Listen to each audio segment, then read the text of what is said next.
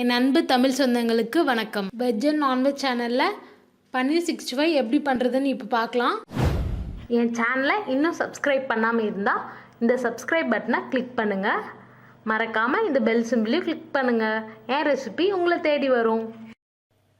இப்போது பன்னீர் 65க்கான மசாலாவை தயார் பண்ணிக்கலாம்.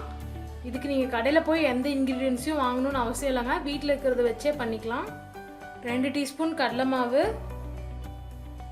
1/2 டீஸ்பூன் அரிசி மாவு, காரத்துக்கு ஏற்ற மாதிரி மிளகாய்த்தூள், உப்பு தேவையான அளவு. இப்போ இந்த ட்ரை இன்க்ரீடியன்ஸ்லாம் நல்லா மிக்ஸ் பண்ணிக்கோங்க, எல்லாம் ஒன்று சேர்கிற மாதிரி.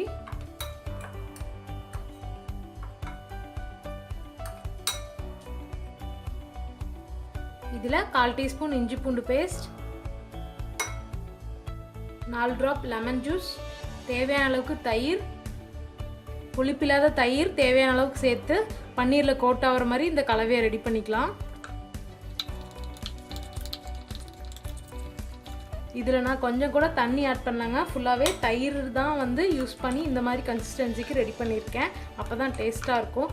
இதுக்கு புளிப்பில்லாத தயிர் தான் நம்ம ஆட் பண்ணோம். பாருங்கள், இந்த மாதிரி பதத்தில் இருக்கணும். அப்போ தான் பன்னீர் கூட ஒட்டும். இதில் நான் வீட்டில் செஞ்ச பன்னீர் ஆட் பண்ண போகிறேன். இந்த பன்னீர் எப்படி பண்ணுறதுங்கிறத என்னோட வீடியோவில் பாருங்கள். இந்த மசாலா எல்லா பன்னீரையும் நல்லா கோட் ஆகிற மாதிரி நல்லா மிக்ஸ் பண்ணிக்கோங்க.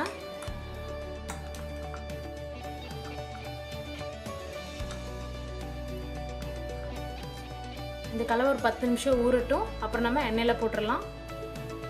எண்ணெய் காஞ்சிருச்சு. இப்போது பன்னீரை பொரிச்சு எடுத்துடலாம்.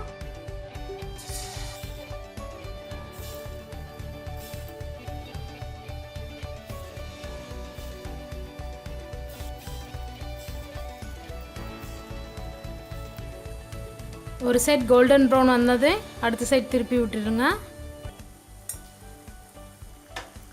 2 பக்கமும் நல்லா கோல்டன் ப்ரௌன் ஆனோடனே எடுத்துடலாம்.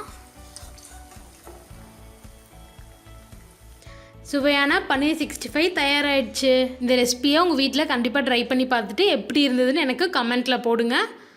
மறக்காமல் வெஜ் அண்ட் நான்வெஜ் சேனலை சப்ஸ்கிரைப் பண்ணுங்கள்.